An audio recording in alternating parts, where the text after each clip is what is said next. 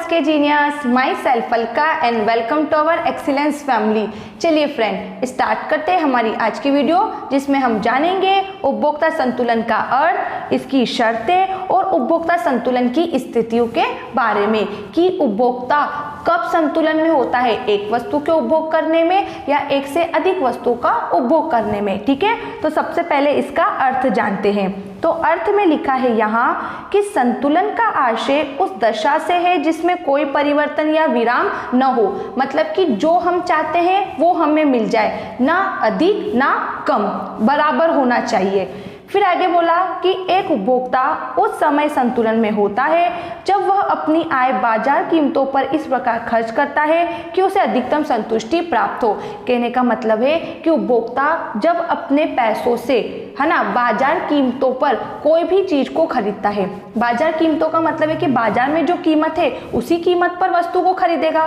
तो जब एक उपभोक्ता अपनी आय को बाजार कीमत पर खर्च करता है, बाजार में किसी भी वस्तु की जो भी प्राइस होती है उस प्राइस पर वस्तु को खरीदता है और उसका उपभोग करता है, तो उस वस्तु के उपभोग से अगर उसे फायदा होता है, ठीक है, तो वो क्या होगा, संतुलन की स्थिति में, और फायदे की जगह नुकसान हो जाता है तो वो क्या है, असंतुलन में। तो कहने का मतलब है कि एक उपभोक्ता संतुलन की स्थिति में उस समय होता है जब वह अपनी आय को बाजार कीमतों पर खरीदकर अधिकतम संतुष्टि प्राप्त करे। कहने का मतलब है जितना पैसा वो खर्च करता है उस पैसे के बराबर उसे संतुष्टि मिल जाए कि हाँ, मैं 100 रुपये की कोई वस्तु लेकर आया लेकिन मेरे 100 रुपये वेस्ट नहीं गए, मुझे 100 रुपये के बराबर संतुष्टि मिली है, बल्कि उससे ज्यादा ही मिली है। और इसके विपरीत वो बोलते क्या, मेरे 100 रुपये भी लगे, मुझे इस वस्तु का उपभोग करने में कोई मजा नहीं आया, तो वो क्या हो गया, असंतुलन की स्थिति में। तो कुल मिला के उपभोक्ता संतुलन का यहाँ अर्थ होता है कि उपभोक्ता अपनी आय को बाजार कीमत पर खर्च करके वस्तु के उपभोग से संतुष्ट हो जाता है, तो उपभोक्ता संतुलन की स्थिति में होता है। और इसके विपरीत वस्तु को उपभोग करने से उसे सेटिस्फेक्शन नहीं होता, संतुष्टि प्राप्त नहीं होती, तो वो कौन सी स्थिति होती है, असंतुलन की। ठीक, अब इसकी शर्तें देखो। पहली शर्त बताई है कि सीमांत उपयोगिता ह्रास नियम लागू होना चाहिए। अब उपभोक्ता किसी वस्तु का उपभोग कर रहा है, जैसे आप और मैं, हम जब भी किसी वस्तु को क्या करते हैं, कंज्यूम करते हैं, तो हर वस्तु की हर अगली इकाई से हमारा सेटिस्फेक्शन क्या होता है, डिक्रीज होता है। जैसे बहुत तेज भूख लग रही है, ठीक है, अब भूख को शांत करने के लिए हमने क्या किया, रोटी खाई, पहली रोटी खाई, फिर दूसरी, फिर तीसरी, फिर चौथी, तो धीरे धीरे हमारी भूख क्या होती जा रही है, शांत होती जा रही है ना। और एक बिंदु पर आने पर हम पूरी तरीके से, हमारी भूख क्या हो जाती है, पूरी शांत हो जाती है, मतलब मिट जाती है। तो वही बोला कि उपभोक्ता संतुलन की शर्त है कि जब उपभोक्ता किसी वस्तु का उपभोग करता है, मतलब उस वस्तु को खाता है, तो उससे मिलने वाली सीमांत उपयोगिता क्या होनी चाहिए, कम होनी चाहिए, मतलब कि सीमांत उपयोगिता ह्रास नियम लागू होना चाहिए। दूसरा उसने बोला एक्स और वाई दोनों वस्तुओं पर खर्च किए गए रुपयों से प्राप्त सीमांत उपयोगिता बराबर है, अर्थात एक्स वाई का यहाँ अर्थ है दो वस्तु, एक और दो, एक वस्तु को एक्स नाम दे दिया, दूसरी वस्तु को वाई नाम दे दिया, तो फॉर्मूला बन जाता है पी एक्स बटा पी वाई।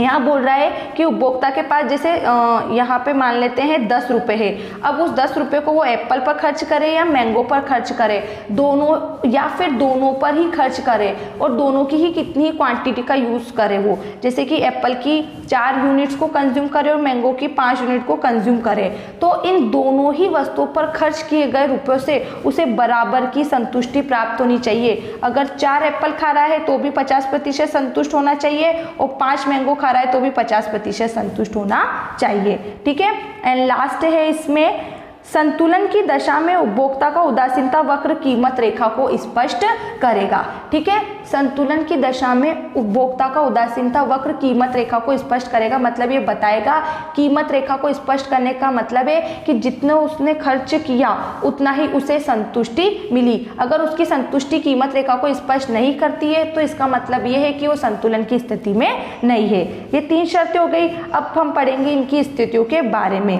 तो यहाँ उपभोक्ता संतुलन की 2 स्थितियां बताई गई है। पहली बताई गई एकल वस्तु की दशा में और दूसरी बताई गई है 2 वस्तु की दशा में। मतलब हम जानेंगे कि उपभोक्ता एक वस्तु का उपभोग करता है तो संतुष्ट रहता है या 2 वस्तु का उपभोग करता है तो संतुष्ट रहता है।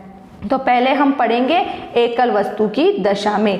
इसमें लिखा है इस दशा में उपभोक्ता उस बिंदु पर संतुलित होगा जहां वस्तु से प्राप्त उपयोगिता वस्तु के लिए चुकाई गई कीमत के बराबर है। कहने का मतलब है अगर वो किसी वस्तु पर 10 रुपये खर्च कर रहा है और 10 रुपये के बराबर उसे संतुष्टि मिल गई तो वो संतुलन की स्थिति में होगा। अगर 10 रुपये खर्च करने पर उसे 5% संतुष्टि मिली है तो वो संतुलन की स्थिति में नहीं होगा। और इसके विपरीत यदि 10 रुपये खर्च किए और उसे सेटिस्फेक्शन 20 मिला, मतलब खर्च किए गए रुपयों से ज़्यादा उसे सेटिस्फेक्शन मिल रहा है, तो वो अपना उपभोग क्या करेगा, जारी रखेगा।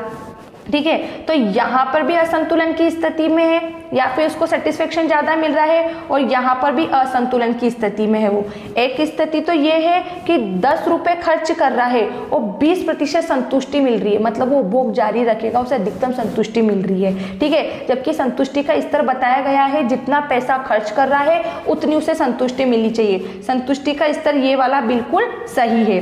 फिर यहाँ 10 रुपये खर्च किया और 5% वो संतुष्ट हो रहा है, तो असंतुलन की स्थिति में कि उसे मजा ही नहीं आ रहा है, उसके पैसे वेस्ट जा रहे, तो यहाँ पे वो अपना उपभोग क्या करेगा, रोक देगा। तो इन तीनों ही कंडीशन को हम आगे तालिका से और चित्र से समझेंगे।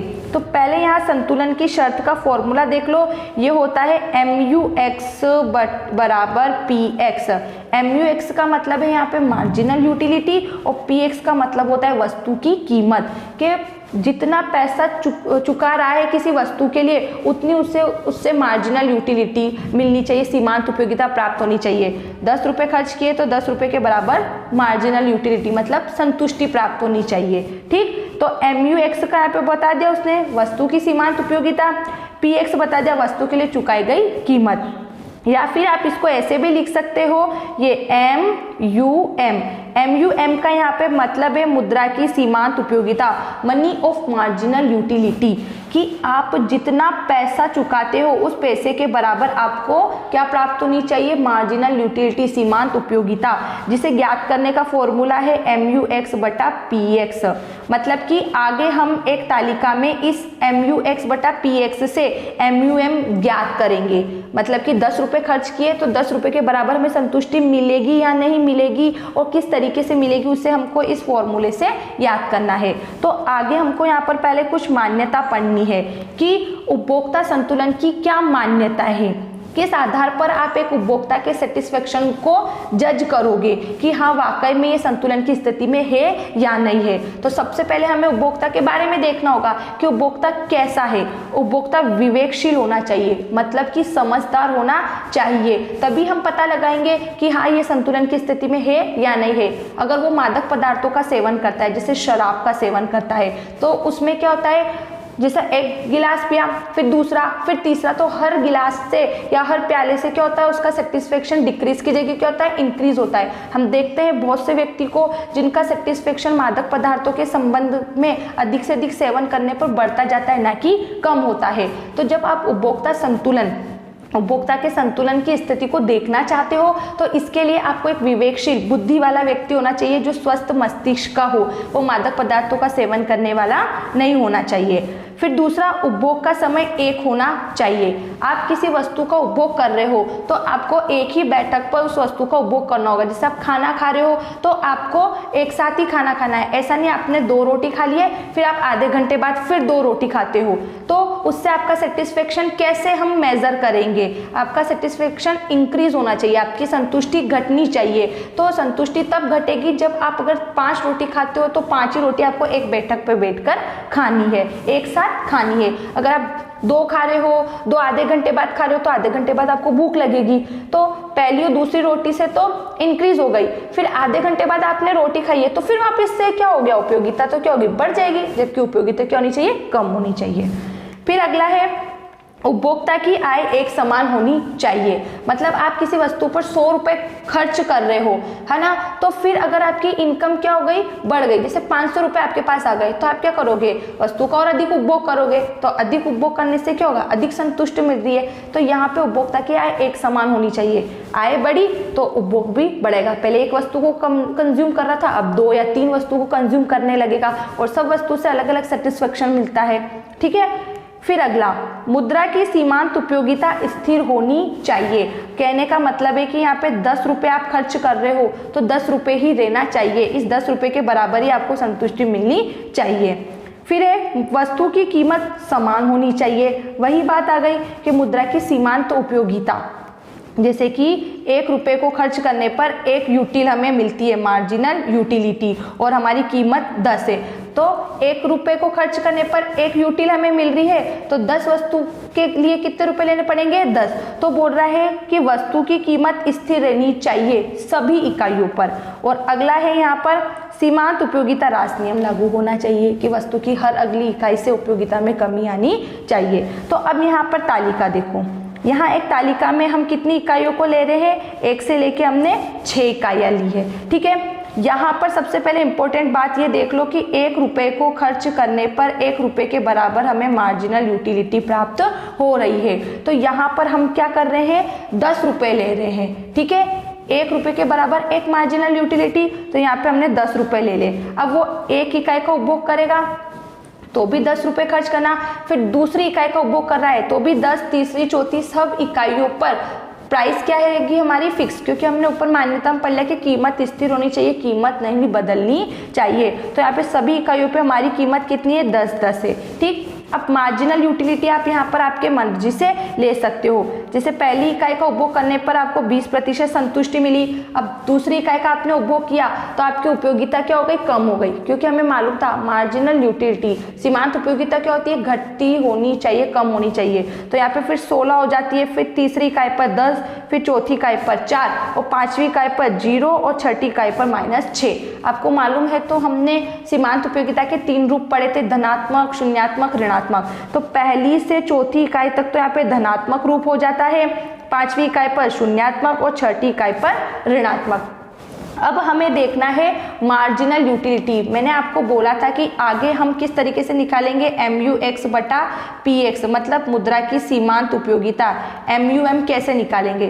तो ये देखो MUX निकल रहा है, तो यहाँ पर 20 क्या है? मार्जिनल यूटिलिटी, और 1 यूटिलिटी है, तो 1 रुपये से 1 यूटिल मिल रही है, तो यहाँ पे हमने 1 रुपया, ये देखो फर्स्ट में हमने देख लिया कि 1 रुपये से हमें कितनी? 1 मार्जिनल यूटिलिटी मिलेगी। तो 20 रुपये को मतलब 20 मार्जिनल यूटिलिटी को हम 1 से डिवाइड करेंगे तो कितना आंसर आ रहा है हमारे यहाँ पर? 20। फिर उसी तरीके से 16 को भी 1 से डिवाइड करना, सबको हमें 1 से डिवाइड करना है। तो कुछ इस तरीके से 20, 16, 10, 4, 0 और -6, ये हमारी मार्जिनल यूटिलिटी आ गई। कहने का मतलब है यहाँ पर हमारे पास कंडीशन आ गई है कि उपभोक्ता किस दशा में संतुलन में आ रहा है। तो देखो पहले यहाँ पे डिफरेंस भी देख लो MUX बटा PX का, मतलब कि ये मार्जिनल यूटिलिटी खर्च किए गए रुपए के बराबर आ रही है या नहीं आ रही है। तो पहली कंडीशन में तो क्या आ रहा है कि 20 रुपये उसे मार्जिनल यूटिलिटी मिली और 10 रुपये उसने खर्च किए, मतलब यहाँ पर अधिक आ रहा है, यहाँ पे उसका सेटिस्फेक्शन कैसा है? ज़्यादा है। 10 रुपये उसने खर्च किए, सेटिस्फेक्शन कितना मिल रहा है? 20 रुपये के बराबर मिल रहा है। 10 रुपये खर्च किए और 20 रुपये के बराबर सेटिस्फेक्शन मिल रहा है, मतलब कि यहाँ पे वो उपभोग क्या करेगा? जारी रखेगा, क्योंकि सेटिस्फेक्शन ज़्यादा मिल रहा है। फिर उसने क्या किया? 10 रुपये खर्च किए और 16 मार्जिनल यूटिलिटी मिली। यहाँ पर भी वो संतुलन की स्थिति में, मतलब उस संतुलन की स्थिति में नहीं, उसे ज़्यादा सेटिस्फेक्शन मिल रहा। तीसरी यूनिट पर देखो 10 रुपये खर्च किए और 10 रुपये के बराबर उसे संतुष्टि मिल गई, तो यहाँ पे वो कंज्यूमर इक्विलिब्रियम हो गया, मतलब यहाँ वो संतुलन की स्थिति में है। ये जो दोनों कंडीशन है ऊपर की, यहाँ पे क्या बताया है कि will increase in his consumption, यहाँ पे क्या हो रहा है? खर्च किए गए पैसों से ज़्यादा संतुष्टि मिल रही है। 10 रुपये खर्च किए थे, 20 संतुष्टि मिली, 10 रुपये खर्च किए थे, 16 संतुष्टि उसे मिल रही है, मतलब 10 ज़्यादा और 6 ज़्यादा मिल रही है। तो यहाँ पे उपभोग जारी रखेगा। तीसरी इकाई के उपभोग पर, तीसरी यूनिट पर वो अपना उपभोग रोक देगा, क्योंकि खर्च किए गए रुपए के बराबर उसे संतुष्टि मिल गई है। फिर यहाँ पे चौथी, पांचवी, छठी इकाई पर देखें तो 10 रुपये खर्च किए, 4% संतुष्टि मिली। फिर 10 रुपये खर्च किए, कुछ भी नहीं मिला। 10 रुपये खर्च किए, हानि हो गई। तो यहाँ पे वो क्या करेगा? अपना उपभोग रोक देगा। तो ये है उपभोक्ता की संतुलन की शर्तें, मतलब कि उपभोक्ता एक वस्तु का उपभोग करता है तो कब संतुलन में होता है। तो आपको सिंपल सा बोलना है कि एक उपभोक्ता उस समय संतुलन में होता है जब उसके द्वारा खर्च किए गए रुपए के बराबर वो संतुष्टि प्राप्त कर लेता है, और उसके द्वारा खर्च किए गए रुपए से ज़्यादा उसे मार्जिनल यूटिलिटी मिलती है तो वो उपभोग जारी रखेगा, और खर्च किए गए रुपए से कम संतुष्टि मिलती है तो उपभोग को रोक देगा, और जितना पैसा खर्च किया उतनी संतुष्टि मिली तो वो क्या हो गया, संतुलन की स्थिति में आ गया। तो ये 1, 2 और ये तीनों इन बातों को हम इस तरीके से पढ़ेंगे। यहाँ पे मैंने डिटेल में लिखा है, बट उससे पहले मैं आपको चित्र में बता देती हूँ। यहाँ पर देखो, ये हमारे सारे फॉर्म लिखे हैं मार्जिनल यूटिलिटी के, 20, 16, 12, 8, 6, 4, ये जो हमने यहाँ पे ये सारे नाम लिखे ना, 20, 16, 10, 4, 0, तो ऐसे तो नाम नहीं लिख सकते, हमें डायरेक्ट 1 से 20 तक लिखना होगा, या फिर 2, 4, 6, 8, 10 ऐसा लिखना होगा। तो एक नाम हमने ये लिख दिया, ठीक है। फिर यहाँ पे प्राइस हमारी एकदम क्या रखनी थी, हमें स्थिर रखनी थी, मतलब 10 रुपये हमारी प्राइस थी। 10 किसके बीच में आ रहा है, 12 और 8 के बीच में, ठीक है। तीसरी इकाई के उपभोग करने पर उपभोक्ता क्या होता है, संतुलन की स्थिति में आ रहा था। तो देखो तीसरी इकाई के उपभोग पर यहाँ पे दे रखा है, यहाँ पे हमने पढ़ा था, ठीक है। ये देखो तीसरी इकाई का उपभोग करने पर, ये तीसरी इकाई का उपभोग करने पर उपभोक्ता संतुलन की स्थिति में आया था। 10 रुपये खर्च किए थे, 10 रुपये के बराबर संतुष्टि मिल रही थी, और ऊपर की ये 2 कंडीशन हमें बता रही थी कि उसने 10 रुपये खर्च किए थे लेकिन 20% उसे मार्जिनल यूटिलिटी मिल रही थी, मतलब 20 माइनस 10 कहने का मतलब है 10% से ज़्यादा संतुष्टि मिल रही थी। और ये कंडीशन बता रही है कि वह 10 रुपये खर्च कर रहा था, उसे 0 सेटिस्फेक्शन हो रहा था और उसका सेटिस्फेक्शन माइनस में जा रहा था, तो यहाँ वो उपभोग नहीं कर रहा था। तो कुछ इस तरीके से आपको चित्र उसे बनाकर बताना पड़ेगा, इस तरीके से बताना। आप यहाँ पर आपकी मार्जिनल यूटिलिटी लिखोगे, प्लस में, 0 में और माइनस में। यहाँ पर जो यूनिट आप कंज्यूम करते हो वो लिखना पड़ेगी, और यहाँ पे आपको बताना पड़ेगा कि संतुलन की स्थिति कहाँ आ रही है, और ये रेखा बतानी पड़ेगी। इस रेखा पर आपको तीनों कंडीशन बतानी पड़ेगी।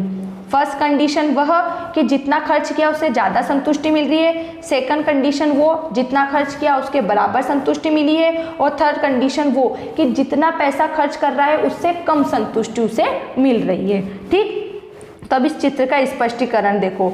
चित्र में इसने बोला है कि उपयुक्त वक्र में MUX वक्र नीचे की ओर झुकी हुई है, जो दर्शाती है कि हर अगली इकाई के उपभोग पर प्राप्त होने वाली सीमांत उपयोगिता घट रही है, क्योंकि सीमांत उपयोगिता राशनीय क्रियाशील है। ये MUX घट रही है, ये अपन को बता रही है MUX। ये देखो 20, 16, 12 ये इस तरीके से आ रही है, तो ये घट रही है, जो बता रही है सीमांत उपयोगिता राशि नियम लागू हो रहा है। अगला बता रहा है हमें यहाँ पर क्या कि PX क्षैतिज सीधी रेखा वस्तु की कीमत को प्रदर्शित कर रही है जो हर इकाई पर स्थित है। ये PX यहाँ पर देखो, हमने बोला था वस्तु की कीमत हमें हमेशा स्थिर रखनी है, और वस्तु की कीमत क्या है, 10, 1 रुपये के बराबर 1 यूटिल हमें प्राप्त हो रही है, तो हमने 10 रुपये रख लिया, ठीक। तो ये 10 रुपये PX बता दिया। फिर इस दशा में संतुलन ई बिंदु पर होगा, तो यहाँ पे हमने संतुलन बता दिया कि तीसरी इकाई का उपभोग करने पर उसे उसके द्वारा खर्च किए गए रुपए के बराबर संतुष्टि मिल रही है। जहाँ पर वह वस्तु 3 इकाई का उपभोग करने पर अधिकतम संतुष्टि प्राप्त करता है, यहीं पर X सीमांत उपयोगिता उसकी कीमत के बराबर MUX बराबर PX है। कहने का मतलब है 10 रुपये के बराबर ही 10 उसे मार्जिनल यूटिलिटी मिल जाती है, ठीक। अब असंतुलन की स्थिति देखो, वही असंतुलन की स्थिति में कि 10 रुपये खर्च किए और उससे सेटिस्फेक्शन कितना मिला है, 20, मतलब 20 में से 10 को माइनस किया तो 10 अधिक मिल रहा है, खर्च किए गए पैसों से ज़्यादा मिल रहा है। तो जब सीमांत उपयोगिता से कीमत कम हो, सीमांत उपयोगिता से कीमत कम हो, कीमत हमारी कितनी थी 10 और सीमांत उपयोगिता कितनी थी हमारी 20, मतलब हमने देखा था कि 20 माइनस 10 उसे 10 अतिरिक्त संतुष्टि मिल रही है। तो इसमें क्या करेगा वो, इस दशा में उपभोक्ता को संतुलन प्राप्त नहीं होगा। संतुलन तो तब प्राप्त होगा जब जितना खर्च किया उतना उसे सेटिस्फेक्शन हो। कीमत कम होने के कारण वह क्रय क्या करेगा, जारी रखेगा, कि उसे 10 रुपये में बहुत ज़्यादा फायदा हो रहा तो वो वस्तु को अधिक से अधिक क्या करेगा, खरीदेगा।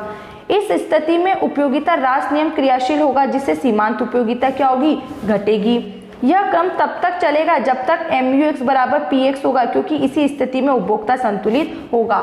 मतलब कि वह उस वस्तु को तब तक खरीदेगा जब तक कि क्या होगा, उसके द्वारा खर्च किए गए रुपए के बराबर संतुष्टि नहीं मिल जाती। फिर सेकंड कंडीशन, जब सीमांत उपयोगिता से कीमत अधिक हो, मतलब कि वही कि उसे जीरो और माइनस में उसका आंसर आ रहा था, जीरो और माइनस में उसे मार्जिनल यूटिलिटी मिल रही थी, ठीक है, जबकि पैसा कितना किया था 10।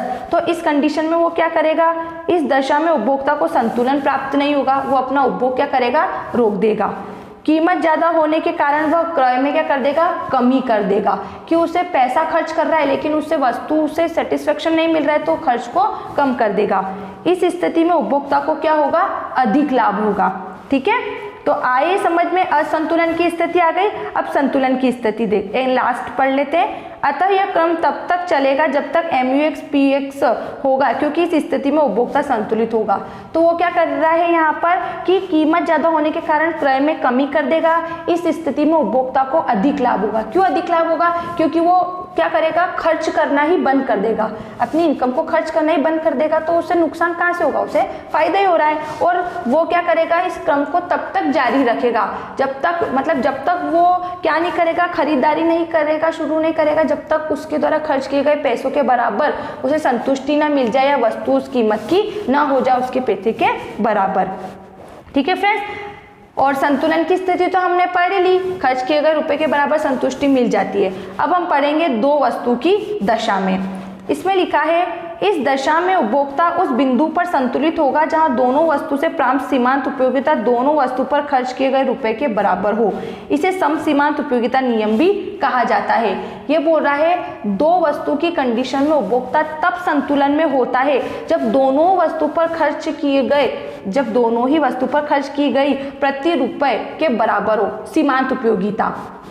जैसे कि X और Y दो वस्तु है, तो X वस्तु पर जितना पैसा वो खर्च कर रहा है और Y वस्तु पर जितना पैसा खर्च कर रहा है, तो दोनों ही वस्तुओं से सेटिस्फेक्शन उसे कैसा मिलना चाहिए, बराबर का मिलना चाहिए। इस बात को भी हम तालिका से पढ़ेंगे, लेकिन इसने आगे क्या बोला, इसे सम सीमांत उपयोगिता नियम भी कहते हैं। तो सम सीमांत उपयोगिता नियम का क्या अर्थ है, इस सम सीमांत उपयोगिता नियम को हम प्रतिस्थापन का नियम भी कहते हैं और गॉसेम के अधिकतम संतुष्टि का दूसरा नियम भी कहते हैं।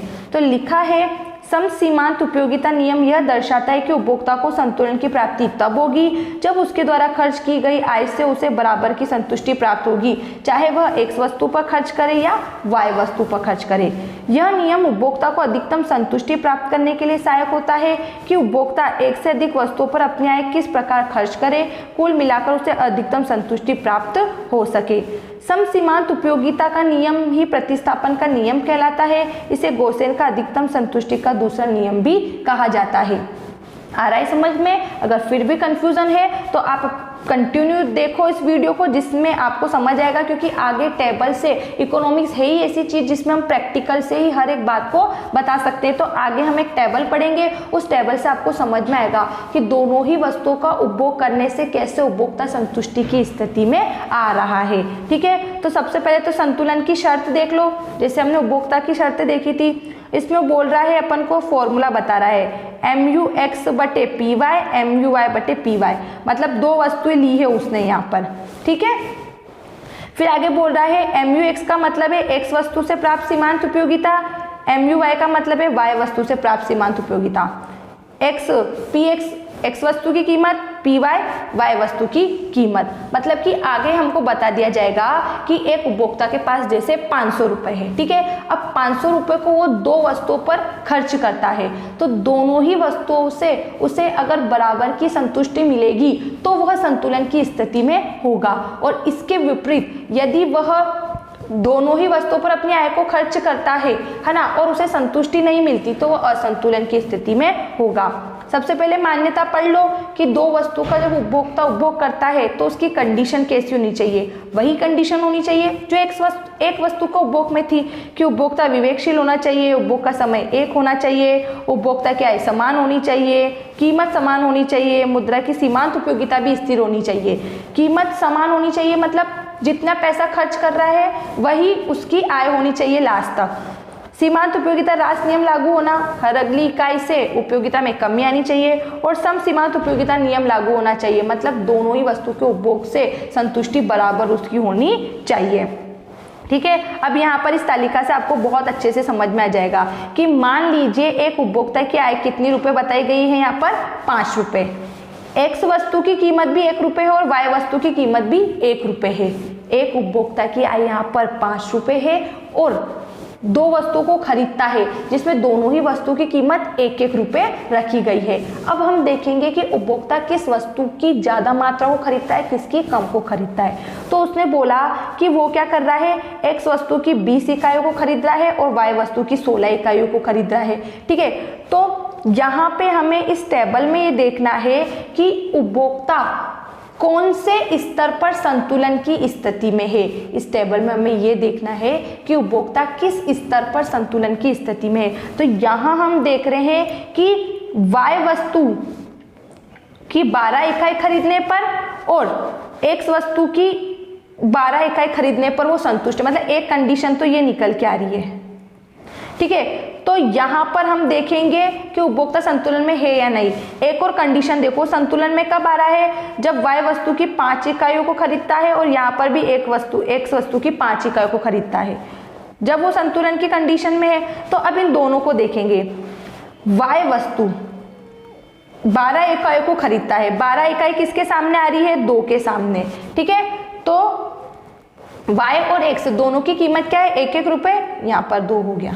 x वस्तु किसके सामने आ रहा है, 3, तो यहाँ पे क्या लिखेंगे, 3 × 1 मतलब क्या आ गया 3, तो क्या हो गया 5, मतलब 5 रुपये वो खर्च करता है, 5 रुपये के बराबर संतुष्टि मिल गई। तो कहने का मतलब है, हम पढ़ रहे थे कि उपभोक्ता 2 वस्तु का उपभोग करता है और दोनों ही वस्तुओं से उसे बराबर की संतुष्टि मिलती है, तो उपभोक्ता संतुलन की स्थिति में। तो यहाँ उपभोक्ता एक्स और वाई दोनों वस्तुओं का उपभोग करता है। ठीक है, तो उसने बोला कि वाई वस्तु में जब 2 इकाइयों का उपभोग करता है, ठीक है, तब उससे संतुष्टि मिलती है और एक्स वस्तु में तीसरी इकाई पर उसे संतुष्टि मिलती है। तो दोनों को हमने मल्टीप्लाई करके देख लिया। अब दूसरी कंडीशन यहाँ बताई है कि उपभोक्ता बोलता है कि वह वाई वस्तु की कितनी 4 इकाइयों को कंज्यूम करने पर, वाई वस्तु की कितनी हो गई यहाँ पे 4 इकाइयाँ, वाई वस्तु की 4 इकाइयाँ × 1, 1 रुपया कीमत है तो यहाँ पे 4, और एक्स वस्तु की 5 इकाइयों को खरीद रहा है, तो 5 किसके सामने आ रहा, यहाँ पे 5, तो कितना हो गया, यहाँ पे तो हो गया 9। 5 रुपये खर्च कर रहा है और 9 क्या मिल रही है उसे, मार्जिनल यूटिलिटी, मतलब उसके द्वारा खर्च किए गए रुपए से अधिक उसे संतुष्टि मिल रही है। जबकि हमारी संतुष्टि कहाँ आ जाती है, खर्च किए गए रुपए के बराबर। एक बार फिर से देखो, हम पढ़ रहे हैं 2 वस्तुओं के उपभोग में उपभोक्ता तब संतुलन में होता है जब दोनों ही वस्तुओं के उपभोग से उसे बराबर की संतुष्टि मिले। तो बोल रहा है कि वाई वस्तु में 12 वस्तु, वाई वस्तु का जब वो उपभोग करता है तो वाई वस्तु की जब वो 12 यूनिट्स को ले लेता है तब भी वो संतुष्टि में, वाई वस्तु की 12 यूनिट और वाई वस्तु की 2 यूनिट कंज्यूम करने पर और एक्स वस्तु की 3 यूनिट कंज्यूम करने पर वो क्या हो रहा है, संतुलन की स्थिति में है। वाई वस्तु की 2 यूनिट और एक्स वस्तु की 3 यूनिट का उपभोग करने पर वो संतुलन में है। और इसके विपरीत एक ऐसा स्तर है जहां पर उसे बराबर की संतुष्टि मिल रही है, लेकिन वाई वस्तु की 4 इकाई हो रही है और एक वस्तु की 5 इकाई हो रही है, और यहाँ पर हम इनका मल्टीप्लाई करके देखते हैं तो खर्च किए गए रुपए के बराबर हमें, खर्च किए गए रुपए से ज़्यादा संतुष्टि मिल रही है। मतलब यहाँ वो उपभोग का क्रम क्या कर रखेगा, जारी रखेगा। तो लिखा है फ्रेंड्स यहाँ कि उपयुक्त तालिका से स्पष्ट होता है कि उपभोक्ता को संतुलन तब प्राप्त होगा जब एक्स वस्तु की कितनी इकाइयों का उपभोग करेगा। वो यहाँ पे थोड़ा सा यहाँ पे गलत हो गया है, ये वाला गलत है। एक्स वस्तु की वो यहाँ पर 3 इकाई का उपभोग करेगा और वाई वस्तु की 2 इकाई का उपभोग करेगा। ये देखो, तब जाके उपभोक्ता संतुलन की स्थिति में होगा। और यहाँ पे चित्र देख लो कैसे बना हुआ है। यहाँ पे हम क्या कर रहे हैं, 2 वस्तु, एक वस्तु होती है तो हम इस तरीके का बनाते हैं। अब यहाँ पे 2 वस्तु है तो हम क्या कर लेंगे, इस तरीके से और इस तरीके से चित्र बना लेंगे।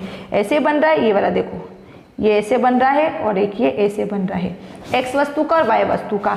एक्स वस्तु के मान हम कैसे लिखते हैं, इस तरीके से लिखते हैं।